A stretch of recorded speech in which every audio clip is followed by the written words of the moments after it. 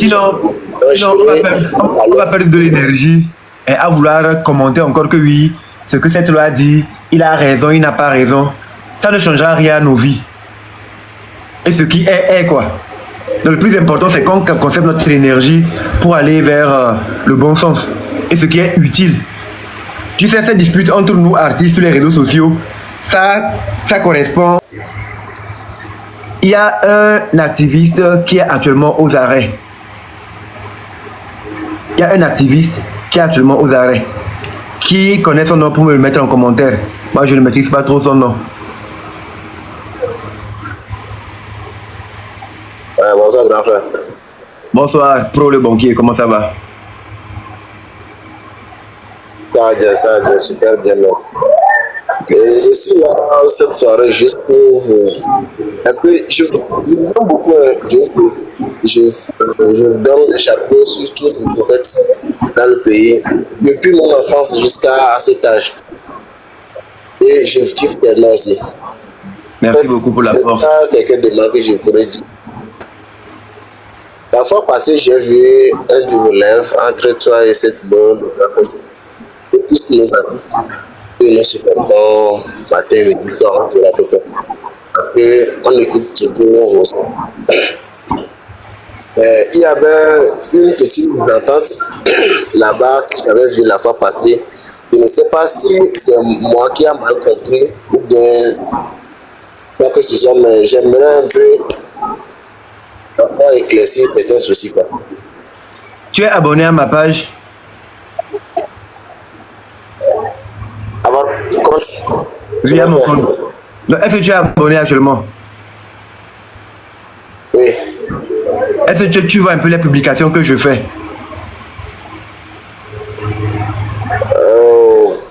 Pas activement connecté parce que pas sur Voilà. place, quoi. En fait, j'ai déjà, comme tu le dis, c'est un malentendu qui est passé. J'ai déjà fait une vidéo là-dessus. Donc, normalement, si tu es abonné à moi et tu m'estimes comme tu le dis, la moindre des choses, c'est de voir un peu les contenus que je fais. Et tu aurais eu la réponse à la question que tu es en train de me poser. C'est la moindre des choses. Et si, normalement, tu peux la partager.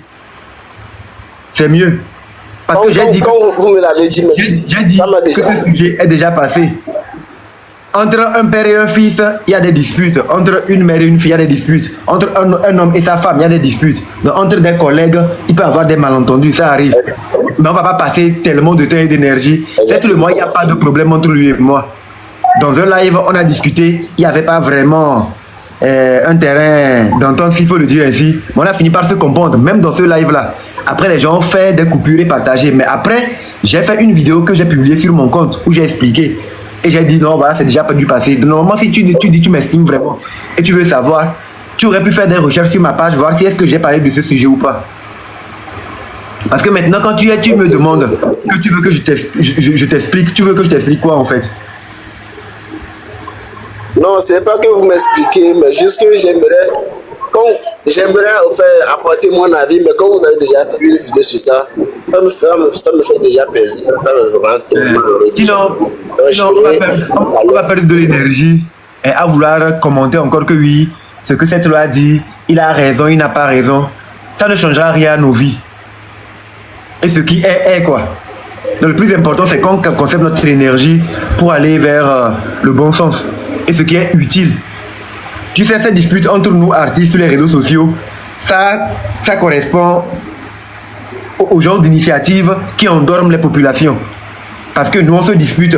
Vous aimez, vous likez, oui, tel a raison, tel a tort. Mais une fois que vous éteignez vos portables ou vous quittez le live, notre dispute ne va rien apporter à votre vie. Ça ne va rien changer à votre mode de vie. Ça ne vous permettra pas de trouver des emplois. Ça ne vous permettra pas de gagner de l'argent pour vous faire soigner si vous tombez malade. Est-ce que je mens? Non, vous ne mentez pas. Vous avez raison. Voilà, donc, ne mets pas ton énergie dans les choses inutiles. Ne mettez pas vos énergies dans des choses inutiles. Les disputes entre 2-3 personnes, entre un groupe, les insultes, les injures, ne mettez pas vos énergies dedans parce que ça ne vous rapporte rien personnellement. Par contre, ça vous prend du temps et de l'énergie et c'est l'énergie négative qui est distillée. Vous allez perdre du temps à suivre ça. Non, tel a raison, tel a raison. Cette le mois, on va se retrouver, on va boire ensemble, on va fêter, alors que vous êtes en train de vous disputer. Vous êtes en train de vous insulter pour nous, alors qu'entre lui et moi, il n'y a pas de problème. Donc, il est important. Sinon, oui. Sinon, à vrai dire, quand vous m'avez informé maintenant, là, on est beaucoup, ce n'est pas que je suis seul, hein, on est assez beaucoup dans notre secteur à vous kiffer. Mais une fois que ça s'est passé sur le live, on a un peu discuté et on a des malentendus entre nous. Mais quand vous m'avez expliqué maintenant, j'irai dire à mes frères et sœurs avec qui on se tutoyait sur la question, j'irai les expliquer que après tout, vous avez fait tel-ci. Et on se réconcilie maintenant pour faire un accord et on avance. Comme vous l'avez dit déjà. Voilà. Mais c'est important, quand tu estimes un artiste, que tu puisses t'informer des publications qu'il fait quotidiennement, parce que cela te permet de mieux le découvrir et de savoir c'est quoi les idéologies qu'il véhicule. Et de voir si les idées qu'il véhicule correspondent avec la personne que toi tu as envie d'être. Tu ne peux pas dire que tu suis un artiste parce que oui, il a un nom, tu le suis. Mais ce que les artistes véhiculent comme message, c'est quelque chose qui est contraire à ce en quoi tu crois. Imagine que tu dis tu aimes Amron parce qu'il fait de belles vidéos. Et moi, dans ma vraie vie, je dis aux gens non, il faut trancher la tête aux gens. Il faut injurier les parents des gens. Il faut détruire ci, il faut détruire ça. Alors que ton éducation ne te permet pas d'être ce genre de personne. Est-ce que tu vas normalement continuer à me défendre partout? Non, il faut que tu saches qu'est-ce que l'artiste que tu défends véhicule comme idéologie. Est-ce que cela apporte un plus à ta vie? Est-ce que cela apporte un plus à ta connaissance? Est-ce que cela peut te permettre de devenir une meilleure personne dans la société? Il faut voir tout ça. Nous sommes tous les frères de même pays. Nous sommes tous les frères de même pays. Donc il faut qu'on évite d'alimenter les tensions inutiles entre deux personnes. Normalement, quand deux personnes sont en train de se disputer, vous dans les commentaires, ce que vous devez faire, c'est dire non, arrêtez ça. Nous ne sommes pas divisés. Nous sommes fils d'une même nation. Non, arrêtez ça. Nous ne voulons pas de ça. Mais à chaque fois que vous venez dire Amron a raison, Setlo a tort, ou Setlo a raison, Amron a tort, vous donnez vous donnez à Amron la posture de pouvoir dire oui, les gens même disent que j'ai raison, donc voilà, je vais rester arc-bouté sur ma décision. Vous donnez à Setlo la possibilité de continuer à alimenter cette haine-là. Donc parce que vous lui dites qu'il a raison, demain il va allumer son live pour pouvoir m'attaquer. Moi aussi, parce que j'ai des gens qui me disent que j'ai raison, je vais vouloir répliquer. Et tout ça là, ça participe à créer la division dans la société. Comme tu le dis, toi et tes amis, vous étiez bien ensemble. Mais après notre live où Setlo et moi, on s'est un peu tiraillé, ça crée quoi entre vous? La division. D'autres sont d'accord avec Setlo, d'autres sont d'accord avec Amron. Alors que nous sommes tous des Togolais. Et nous travaillons aujourd'hui à créer une nation. Nous travaillons aujourd'hui à ce que tous les Togolais puissent travailler en unité, main dans la main.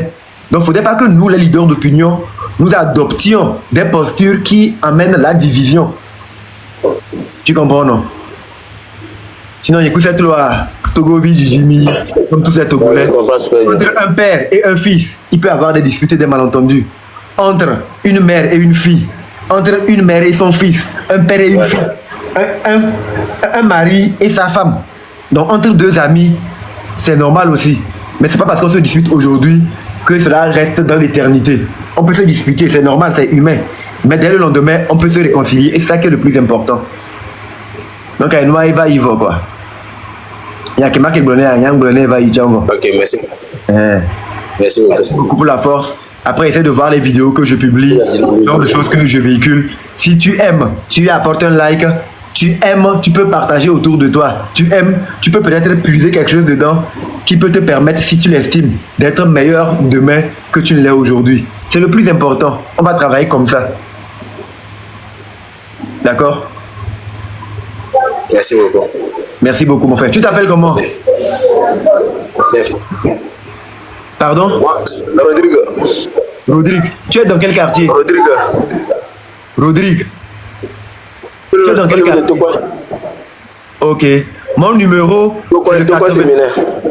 Ok, mon numéro c'est le 91 26 35 35. Après, tu peux m'écrire, on va échanger. S'il y a des choses, je vais te les envoyer, tout. On garde le contact. Il n'y a même pas le feu, d'accord? Merci infiniment. Il n'y a pas le feu, mon frère. On est ensemble.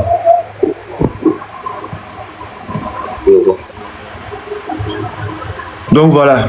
Donc, ce que je suis en train de faire aujourd'hui, c'est un travail d'éveil.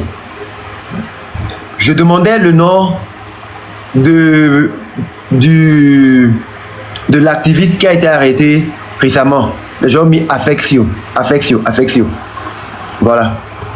David Authentique. Affectio, c'était un leader d'opinion qui allait sur le terrain et qui faisait des actions concrètes parce qu'il avait une idéologie, une ligne que les gens devaient suivre. On l'a arrêté aujourd'hui. Toi, concrètement, qu'est-ce que tu as fait pour Affectio? David, si tu es là, tu peux remonter ou tu peux répondre dans les commentaires. Toi, personnellement, tu as fait quoi pour Affectio?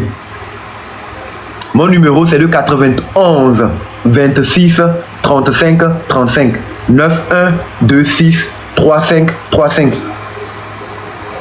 David, toi qui estimes que non, moi je suis ce que je fais, ce n'est pas clair, ça vous embrouille, je dois être devant, Tu as fait quoi de concret quand Affectio a été arrêté?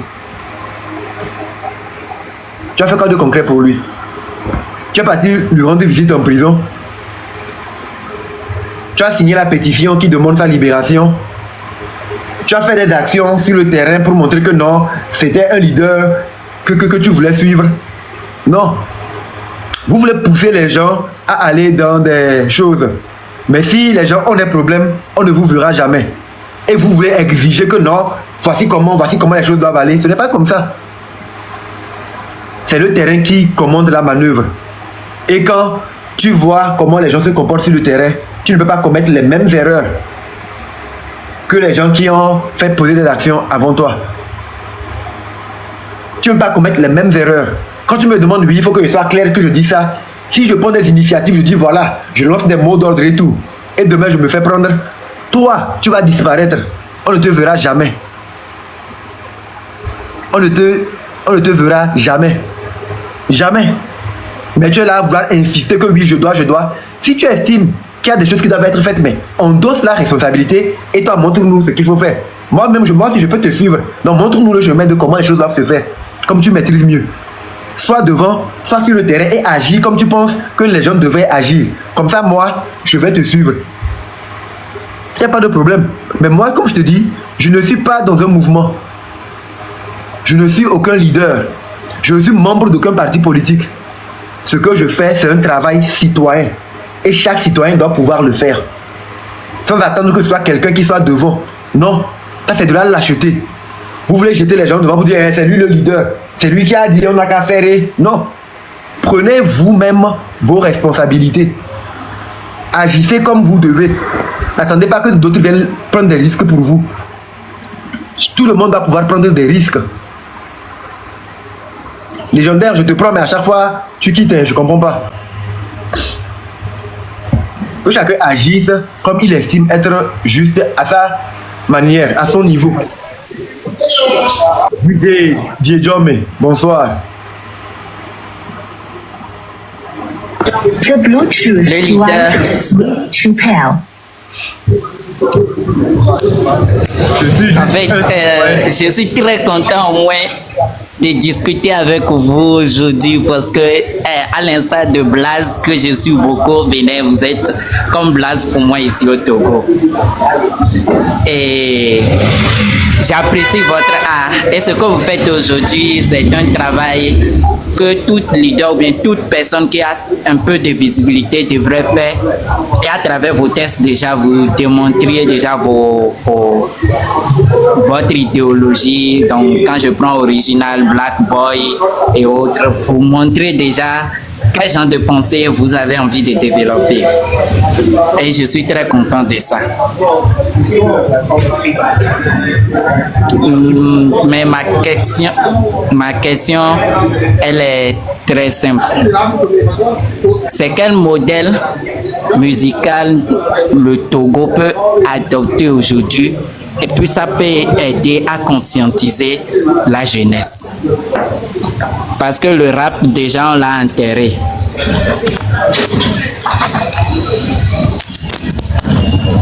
Je peux répondre? Oui, c'est déjà fini. Tu es en train de faire une mauvaise lecture. Le rap est en train de revenir en force. les années qui ont précédé, la musique d'ambiance avait pris le relais. Mais actuellement, en Afrique de l'Ouest, le rap est en train de revenir en force. Le rap est en train de revenir en force. Pour conscientiser, il y a pas mal de rappeurs aujourd'hui qui utilisent leur art pour conscientiser à leur manière. La conscientisation se fait à divers niveaux, à plusieurs étapes, à plusieurs échelons. Il y en a qui conscientisent les gens sur le fait qu'il faut boire beaucoup d'alcool. Ils utilisent la musique pour le faire. Il y en a qui conscientisent les gens sur le fait qu'il faut remuer beaucoup les fesses. Ils utilisent la musique pour le faire, le rap pour le faire. Il y en a qui veulent amener les gens à prendre conscience de leur réalité. Il y a pas mal de jeunes que je découvre, ils font des chansons où ils parlent des marchés qui brûlent, ils parlent des routes qui sont un peu défectueuses, ils parlent des situations des femmes au marché, ils parlent des hôpitaux, ils parlent des dysfonctionnements en utilisant le rap. Ce qui est sûr aujourd'hui, pour conscientiser ou faire de la musique d'engagement, on ne peut se servir que du rap et du reggae. Parce que c'est aussi simple qu'on ne peut pas forcément conscientiser les gens en faisant de l'ambiance. Avant, les gens le faisaient. Mais aujourd'hui, l'ambiance, c'est beaucoup plus pour faire danser les gens. Pour s'évader, s'il faut le dire. Mais le reggae et le rap permettent de toujours continuer à conscientiser. Maintenant, tout dépend de l'engagement des artistes. Il y en a qui font du rap, mais ne font pas du rap engagé. On ne peut pas leur reprocher cela. Mais si les gens veulent faire du rap engagé, rien ne les empêche de le faire. Et si tu fais du bon rap engagé, il est impossible que ça ne prenne pas. Parce que tu touches du doigt les réalités des populations. Donc les gens ne peuvent pas ne pas aimer. Ok, voilà. Merci beaucoup. Il n'y a pas de problème. Dites que le rap revient en force. Alors, j'ai pris Dieu que le reggae aussi puisse nous revenir aussi comme ça. Ma deuxième question, c'est très simple. Le reggae est Déjà, quand même on mort. parle du... Le reggae est là. Sauf qu'il y a plus de gens qui en pratiquent. Les gens ne pratiquent pas, mais l'art est là. C'est ça, ok. Maintenant, ma deuxième question, elle est très simple. Comme notre discussion touche un peu le panafricanisme, j'aimerais vous demander votre avis sur le projet Mansa de nos aînés qui ont créé ce projet-là pour le développement de l'Afrique. Bon, simplement, je ne sais pas si vous avez entendu parler de ça. Ouais, j'ai entendu parler du projet Mansa. C'est Alain Foucault, je crois bien, qui est l'initiateur, avec pas mal d'autres journalistes. Sauf que D'autres journalistes, moi, d'autres- je ne me considère pas comme étant un panafricain. Non, je ne suis pas panafricain. Moi, je vois un peu plus au-delà. Je me considère comme étant un humain. Parce que je pense que à l'ère où nous sommes, il faut qu'on dépasse le clivage des races. L'appartenance à une race, on sait déjà qui nous sommes. Mais il faut qu'on arrive à un état d'esprit où le blanc et le noir puissent se regarder comme étant des humains. Des personnes ayant le même génotype, s'il faut le dire ainsi. Quand tu vois un blanc ou un noir, il y a une tête, les yeux, le nez, la bouche. Il y a de sang qui circule dans nos veines. Pour mettre un Africain au monde, c'est une femme qui porte l'Africain et le met au monde. Pour mettre un blanc au monde, c'est une femme qui porte le blanc et le met au monde. Ça veut dire qu'en cela, nous sommes tous des humains. Je suis beaucoup plus pour la pensée qui souhaiterait ou sous-tendrait que les humains, peu importe leur race, sur toute l'étendue de la planète, puissent avoir les mêmes droits. Qu'on ne considère pas qu'une race est supérieure à une autre, non. Je ne suis pas... Donc c'est la raison pour laquelle je ne me mets pas dans la bulle du panafricain. Parce que quand je me mets dans la bulle du panafricain, je veux revendiquer que oui, je suis un noir, je suis kémite, nous sommes la première race, nous sommes la race primordiale, les premiers hommes qui ont été créés. Je ne rentre pas dans ces considérations-là. Je travaille avec ma réalité et mon expérience d'aujourd'hui.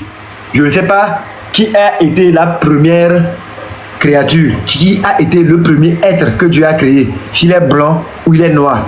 Mais j'estime aujourd'hui que en cas d'accident, si mon groupe sanguin c'est B+, et on doit me faire une transfusion sanguine, on prend le groupe sanguin d'un blanc B+, on me transfère ça, je suis vivant. Pareil pour un blanc, il est O+, on transfère le sang d'un noir, il va le prendre. Donc, nous sommes tous des humains. Je ne me considère pas comme étant panafricain, non, je suis humain. Et en tant que tel, je considère tous les humains de la planète comme étant mes semblables. J'ai déclaré à plusieurs reprises que je ne suis membre d'aucune religion, membre d'aucune confrérie spirituelle, membre d'aucun parti politique. L'humanité, c'est la communauté à laquelle j'appartiens. Si j'arrive aux États-Unis aujourd'hui, si j'arrive en Chine, si j'arrive en France, si j'arrive en Indochine, même en Inde, j'arrive en Amérique du Sud, ou même à Madagascar, les personnes que je vois devant moi, ce sont des humains. Et je veux les respecter en tant qu'humains, et je veux qu'ils me respectent en tant qu'humains. Qu'ils ne me voient pas en tant que « Ah, c'est un noir », ou moi je vais les voir en tant que « Ah, c'est un blanc, supérieur ou inférieur ». Non, nous sommes tous égaux parce que nous sommes des créatures de Dieu. C'est Dieu qui nous a tous créés. Et Dieu, si nous le considérons comme étant la justice, l'équité, on ne peut pas estimer que Dieu a créé une race supérieure à une autre. Non, toutes les races se valent. Ce sont les humains dans leur appréciation et leur ego qui font la différenciation. Oui, nous voulons dominer tel, nous voulons dominer tel, donc nous sommes supérieurs. Moi, je ne rentre pas dans cela. Donc, je ne suis pas panafricain. Cependant, les gens sont libres d'avoir leurs idéologies et leurs aspirations. Nous sommes en démocratie et chacun est libre d'embrasser le courant qui le convient le mieux et le plus. Je ne sais pas si j'ai répondu à ta question. Oui, très bien. Mais donc, selon vous, le mouvement des panafricanistes aujourd'hui, c'est de prôner la supériorité de la race noire sur les autres races, c'est ça? Je n'ai pas dit ça. Je n'ai pas dit ça. Ce que j'ai dit, c'est que je n'ai pas de jugement à apporter. Chacun est libre d'avoir ses idéologies. Aujourd'hui, ce que le panafricain essaie de faire, c'est revendiquer sa place en tant qu'humain, qui a des droits qui doivent être respectés, qui revendique sa part dans l'histoire. Quelqu'un qui a été marginalisé pendant des siècles, quelqu'un à qui on a pollué toutes ses richesses, quelqu'un qui est maintenu en esclavage et qui veut arriver à retrouver l'indépendance. Moi, dans ma tête, personne ne me maintient en esclavage. La personne qui se considère être supérieure à moi est juste une personne ignorante. Je ne perds pas mon temps et mon énergie avec cette personne-là. Mais maintenant, ceux qui sont panafricains sont libres d'avoir leur posture. C'est ce que j'ai dit. Ok, merci beaucoup. Ok, on va prendre d'autres personnes. Merci d'être passé, merci pour les échanges. À la prochaine. Ok, à la prochaine, mon frère.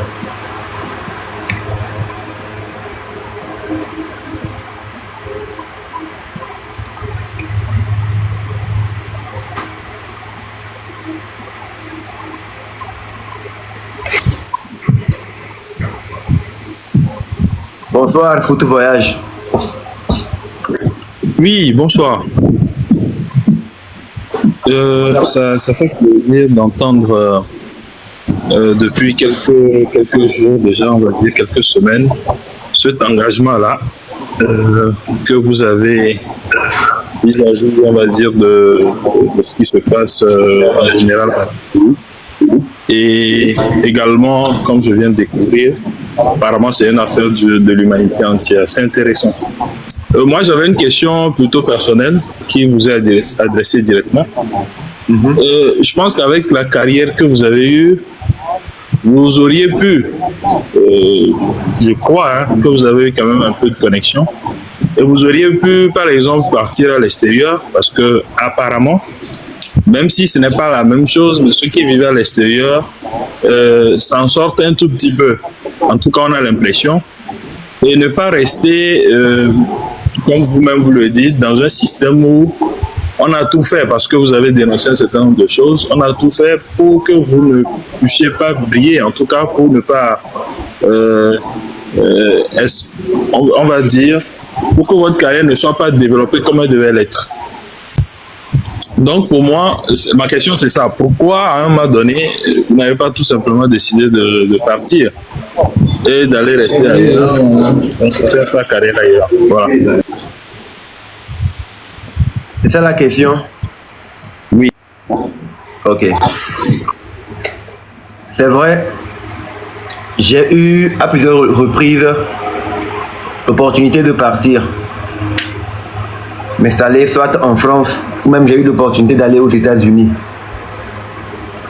Sauf que par expérience, on peut remarquer que toutes les personnes qui partent du Togo pour l'extérieur ne s'imposent plus jamais musicalement parlant. Parce que l'extérieur a des réalités auxquelles ces personnes font face et elles sont obligées de tronquer leur manteau d'artiste pour pouvoir exister et se refaire. Même si de temps en temps, ils envoient des singles, ça et là, ils sortent des morceaux, ils n'ont jamais la même ascendance sur le public que quand ils étaient sur le territoire national. Je ne suis pas parti, pourquoi? Parce que je vois des gens qui sont là, sur le territoire national, et qui arrivent à s'en sortir en étant artistes. Parce qu'ils ont des talents divers ou parce qu'ils appartiennent à des réseaux où ils sont bien entourés. Moi, je le dis depuis un temps, je suis resté parce que je me suis offert en sacrifice. Parce que je me suis dit non, je dois faire de sorte que les lignes puissent bouger.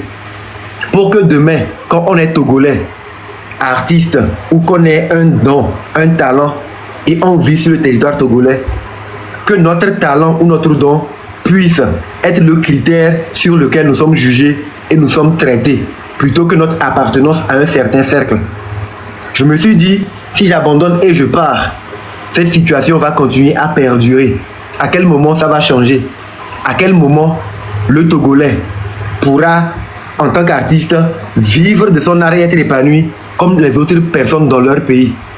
Il va falloir que certaines personnes portent leurs responsabilités et essaient d'agir pour que les lignes puissent bouger dans ce sens-là. Ce n'est pas une mince affaire et cela doit se faire avec munifi, méthode et avec une certaine rigueur. On n'a pas construit Rome en une journée et les grandes civilisations ou les grands changements qui s'opèrent n'interviennent pas en 5 minutes ou en une semaine. Non, cela prend du temps. Cela prend du temps. Il y a de cela 3 ans, là où j'étais, ce n'est pas à ce niveau que je suis aujourd'hui. Cependant, ce que je disais depuis aujourd'hui, je le disais déjà depuis 3, 4, 5 années. Sauf qu'au début, quand je le disais, beaucoup de personnes n'écoutaient pas. Mais j'en parlais, j'injectais les idées, je distillais cette énergie-là. Et plus le temps passait, les gens ont commencé à prendre conscience peu à peu.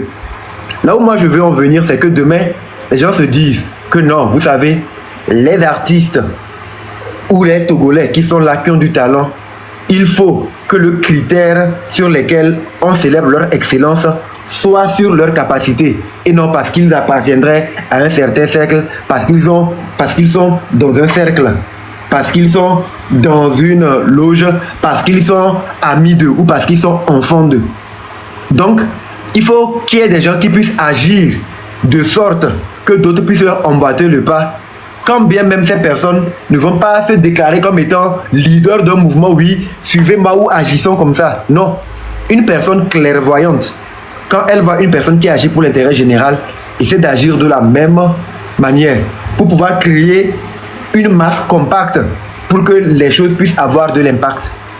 Je suis resté parce que je veux que le Togolais, dans son pays, puisse avoir les équités de chance en fonction de son talent, en fonction de sa faculté à réfléchir, en fonction de son degré de créativité. Je ne voulais pas partir comme tout le monde et laisser mon pays comme ça. Parce que j'ai des enfants. Si je ne fais pas ce combat-là, ou je ne me mets pas dans cet engagement, pour eux, Demain, ils seront obligés aussi de quitter le pays. Et à quel moment le Togolais arrêtera de quitter son pays pour aller se chercher ailleurs? À quel moment le Togo va devenir une terre prospère pour le Togolais, pour les Togolais? À quel moment? Donc je m'offre en sacrifice. Et ce que je fais, je le fais pour la postérité. Merci beaucoup pour la réponse. Alors, je demande parce que j'ai entendu, on a entendu il n'y a pas très longtemps que votre combat serait dans l'optique de partir, d'avoir un asile politique quelque part et de partir. Voilà ce qui motive ma question dans un premier temps. Et dernière question, c'était de... Qu'est-ce que vous avez à dire? Parce que je pose également la question, parce qu'aujourd'hui, il ne faut pas se mentir au Togo, la tendance c'est qu'il faut partir parce que c'est mort. Et de plus en plus de gens le restent. Qu'est-ce qui est mort? Qu'est-ce qui est mort? Oui, essayer de faire quelque chose, essayer de changer ce pays. On a l'impression, je parle de ce que je ressens et de ce que je vois autour de moi. On a l'impression que c'est mort. Il faut juste regarder autour de nous les rares personnes qui osent, par exemple, lever le ton, même pas lever le ton, dénoncer ce qui ne va pas, dire la vérité tout simplement. Et regardez comment la même population pour qui ces personnes se battent réagissent. C'est-à-dire qu'on va même jusqu'à parfois se moquer des gens quand on les arrête. C'est-à-dire qu'on vous avait prévenu. Et alors qu'au fond, c'est pas que ces personnes ne veulent pas le changement, mais c'est une sorte de résignation quelque part. Puisqu'il ne faut pas oublier l'histoire de ce pays et les différentes réactions qu'il y a eu à chaque fois que des voix se sont levées. Donc, la conséquence de tout ça fait que aujourd'hui, surtout dans la jeunesse, beaucoup sont résignés à rester et faire quoi que ce soit et préfèrent partir. Donc voilà la deuxième préoccupation. Qu'est-ce qu'il faut dire? Parce qu'il faut, pour moi, il faut également, dans ce combat, convaincre des gens de rester, en fait. Il faut commencer par dire aux gens de rester. C'est simple. Je ne suis pas là pour convaincre les gens de faire comme moi ou leur dire non, ne partez pas. Moi, je reste et j'agis de sorte que les choses puissent changer pour moi. Si peut-être j'obtiens gain de cause et j'arrive à m'imposer, cela serait déjà un indice pour d'autres personnes de rester. Mais les gens sont libres de faire leur choix. Si les gens estiment qu'ils n'ont plus de repères ici, ils veulent partir, qui suis-je moi pour leur dire non, restez? Si les personnes estiment qu'elles sont en train de souffrir, elles se disent que non, je suis sûr que je réussirai mieux ailleurs. Les gens sont libres de partir. C'est pourquoi je dis, je ne suis pas là pour donner des mots d'ordre ou dire aux gens ce qu'ils doivent faire. Chacun est assez grand et responsable pour savoir ce qu'il veut. Chacun est libre de savoir. Chacun sait ce qu'il veut. Moi, rester au Togo ne me plaît plus, je veux partir. J'ai mon moyen de partir, ok, je pars. Mais quelqu'un comme Amron dit, non, moi je n'ai pas envie de partir. Je veux rester pour essayer de faire en sorte que les choses changent. Je m'offre un sacrifice pour ça. Je me mets dans cette lignée-là parce que je veux. Et c'est une action solitaire. Maintenant, si les gens estiment que ce qu'Amron fait, c'est bien. Ok, moi si je ne vais pas partir, je vais rester et essayer d'agir. La personne le fait aussi à son niveau. Et si on remarque, une personne le fait, 2 personnes le font, 3, 4, 5, 6, 10, 11, 20, là déjà, le changement a commencé. Mais si tout le monde veut dire, vous savez, l'avenir là, c'est mort, il faut partir, cela veut dire quoi? Que c'est un aveu public pour dire que l'équipe dirigeante ou nos dirigeants actuels ne sont pas en mesure de créer un avenir prospère pour la jeunesse. Mais combien de jeunes arrivent à l'exprimer clairement pour que les dirigeants sachent ou se rendent compte que finalement, notre politique, notre manière de faire n'avantage pas les jeunes. Tous les jeunes veulent partir. Non. Les gens ne s'expriment pas. Merci beaucoup pour les différentes réponses. Merci beaucoup, merci à vous et à très bientôt. Il n'y a pas le feu, mon frère.